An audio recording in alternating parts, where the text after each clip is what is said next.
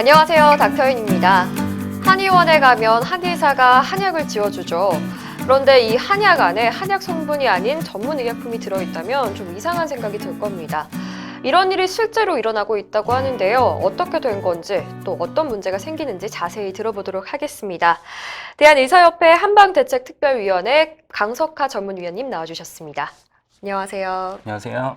한약을 만들 때요, 이 한방 재료가 아닌 전문 의약품을 사용한다. 이래도 되는 걸까요? 의료법상 한의사는 한방 의료행위만 하도록 허용이 되고 있기 때문에 한의사는 한방 원리에 의한 한약 제제가 아닌 의약품을 사용하면은 무면허 의료행위로 처벌을 받습니다. 네. 그리고 흔히들 양약이라는 표현을 사용하는데 저는 이게 의미상 옳지는 않다고 봅니다. 한약, 양약 지역적 구도가 아니기 때문에 현대의약품이라는 표현이 더 적절하다고 저는 생각을 하는데, 현대의약품은 과학적 연구를 바탕으로 3단계 임상시험 검증을 통과해 허가받았다는 점이 한약이나 한약제제와 가장 큰 차이라고 말씀드릴 수 있습니다. 일단 한약의 전문 의약품을 사용하는 것은 명백한 불법이다라고 말씀하셨는데요. 이런 경우가 실제로 많이 일어나고 있나요? 통풍 한약에 스테로이드를 섞어 넣었다가 적발된 사례가 있었고요. 가장 유명한 사례로 약이 섞여 있는 당뇨 치료 한약이 12년 동안이나 팔리다가 적발된 그런 사례도 있었습니다. 네. 빙산의 일각이라고 그렇게 보고 있습니다. 왜냐하면 작년 10월에 더불어민주당 윤일교 의원실에서 발표를 했는데 전국 한의원 중에 13%에 달하는 1,800개가 넘는 한의원에 마약, 스테로이드, 항생제, 국소마취제 같은 전문의약품이 7만 개 이상이 유통됐다고 발표하고 국정감사에서 문제를 제기한 적이 있습니다. 네. 불법인 걸 알면서도 한의사들이 이렇게까지 사용하는 이유가 있을까요?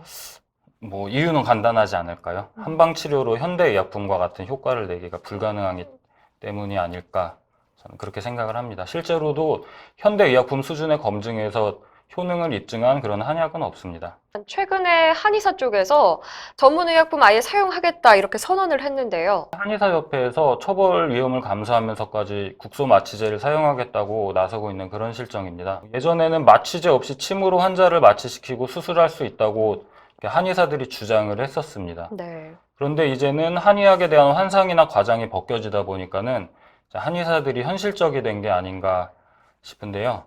한약이나 약침이나 침 같은 어떤 방법을 써도 리도카인만큼의 효과를 낼 수가 없다고 인정을 한 게 아닌가, 그렇게 볼 수도 있을 것 같습니다. 네. 한의학에 대한 환상이 벗겨져서 한의사들이 현실적이게 됐다. 예, 어떤 의미입니까? 통풍 한약이나 당뇨 한약 이런 데 현대의약품을 섞어 넣으면은 환자들이 효과를 대단하다고 여기고 비싼 값을 지불합니다. 네. 올해 적발된 통풍 한약 한 포에는 스테로이드가 약 15원어치 정도 들어 있었습니다. 그게 상당히 비쌌겠죠, 한약이니까. 그리고 한의사들이 리도카인뿐만 아니라 다른 현대의약품 사용도 요구를 하고 있는데, 아무래도 한의사들이 한의학의 한계를 잘 알다 보니까는 국민들이 한의학의 실체를 알면 알수록 한의학의 설 자리가 좁아지니까는 탈출구를 이제 찾을 때가 됐다고 생각하는 것 같습니다. 네. 예전에 저희가 진행한 설문조사들에서 국민들 대부분이 한약도 현대의약품과 마찬가지로 검증을 거쳐서 사용한다고 그렇게 잘못 알고 계셨습니다. 네. 사실 전혀 그렇지가 않거든요. 이런 분들이 사실을 알게 되면은 한의원을 찾는 일이 더욱 줄어들 수밖에 없겠죠. 네. 지금 적발된 사건들은 빙산의 일각이고 현대의약품을 몰래 사용하는 한의원이 적지 않을 것 같습니다. 또 한의원에서는 약침이라는 이름으로 주사기를 사용하는데, 한의사들은 체내에 주사하는 한약도 검증 없이 마음대로 만들어 쓸 수 있게 허용을 하고 있거든요. 네. 그런데 그 주사기 속에 한약이 들어있는지 리도카인이 들어있는지 스테로이드가 들어있는지 그건 한의사의 양심에 맡길 수밖에 없습니다. 네. 심지어 어떤 한의사가 저에게 메일을 보내가지고 한 한의원에서 약침이라고 하고 현대의약품을 쓰는 것 같다고 이렇게 제보를 해준 일도 있었습니다. 근데 확실한 증거가 발견되지 않는 한은 강제로 수사가 이루어지기는 어려운 그런 실정입니다. 네. 이렇게까지 사용하는 이유가 효과를 얻기 위해서 전문 의약품을 가져와서 사용한다고 하셨는데요. 가장 궁금한 건요. 한의사들이 이렇게 전문 의약품 사용하면 어떤 문제가 생길지가 궁금한데요. 예를 들면 통풍 스테로이드 한약의 경우는 그 스테로이드가 증상이 심할 때 완화시켜주는 효과는 뛰어나지만 부작용 위험도 있고 해서 의사들은 아주 조심스럽게 단기간만 사용하는 그런 약입니다. 그런 약을 한약에 넣고 장기적으로 복용하게 하면 환자의 건강에 아주 위험할 수가 있겠죠. 그리고 한의사들은 현대의약품을 사용할 수 있는 교육을 받고 면허를 딴 그런 사람들이 아니고, 의사들은 약을 사용하면 기록에 남아서 잘못 사용하면 책임을 명확하게 따질 수가 있는 반면에 한의사들은 몰래 사용하고 있는 실정이라서 오남용의 위험도 크고 또 부작용에 대한 대처도 미흡할 수밖에 없을 것 같습니다. 네, 부작용에 대한 대처도 미흡하겠고 또 환자 안전과 직결되고 있는 거라서 좀 걱정이 클 것 같아요. 이런 문제점들 어떻게 해결할 수 있을까요? 네, 약사법에는 의약품을 일반 의약품과 전문 의약품으로만 구분하고 있고, 이게 한약제제인지 여부는 표시를 하지 않고 있습니다. 의약품 허가 과정에서 동의보감 같은 그 법규에 지정된 10종의 기존 한약서라는 그런 책들이 있는데, 거기 처방대로 만들었다고 하면은 안전성, 유효성 자료 제출을 면제받고 의약품으로 허가를 해줍니다. 그런 것들은 분명히 한약제제라고 볼 수가 있을 거고요.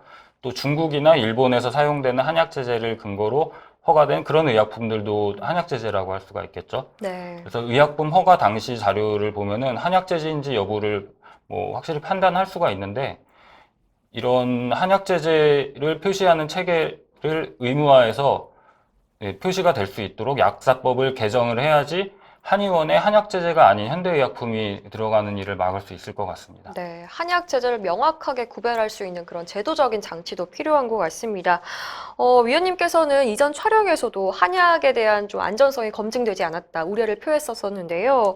이번 사태와 더불어서 더 좀 걱정이 커지신 것 같아요. 예, 지난달 말에 중금속이 과량으로 들어가 있는 등의 불량 한약재 3,000톤이 수입돼서 유통됐다는 그런 보도가 있었습니다. 네. 근데 한의사들은 여기에 대해서 한의원에 사용하는 한약재는 GMP 인증을 받기 때문에 뭐 안전하다 이런 주장을 했는데요. 저희가 그래서 관세청에다가 직접 문의를 해봤는데, 그 지난달에 적발된 한약재들도 GMP 인증 마크를 달고 한의원에 유통됐다고 합니다. GMP 인증 한약재들이 문제가 발견돼 가지고 회수 명령이 내려지는 일은 뭐 매달 끊이지를 않고 있고요. 또 한약재 자체의 독성 문제도 간과할 수가 없겠죠. 네. 마지막으로 우리 시청자분들께 당부하실 말씀이 있으실까요? 네, 한약의 문제점은 검증이 안 됐다는 점, 그리고 한약재 자체의 독성, 중금속 등의 유해물질, 몰래 섞였을지 모르는 전문 의약품 등 여러 가지가 있습니다. 환자분들께서 이런 문제점을 인식을 하시고 현명한 선택을 하시는 수밖에 없을 것 같습니다.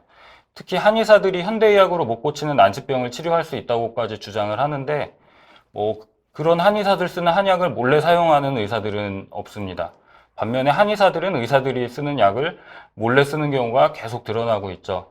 이게 어떤 의미인지를 생각해 보시고 효과와 안전성이 검증된 약을 사용하는 전문가를 찾으시면 좋겠습니다. 네, 오늘 말씀 고맙습니다. 감사합니다. 네, 지금까지 한약에 전문 의약품을 넣었을 때 또 어떻게 이런 일이 생기게 됐고 어떤 문제점이 발생한지를 들어봤습니다. 저희가 이 몸에 좋으려고 먹는 한약이 안정성이 의심스럽고 또 독성이 있을 수도 있다. 이런 얘기를 들어보니까 저희가 참 주의를 해야 될 것 같은데요. 좀 제대로 알고 또 전문가에게 직접 상의할 수 있으면 좋을 것 같습니다. 저희가 준비한 내용 여기까지입니다. 오늘도 시청해 주셔서 고맙습니다.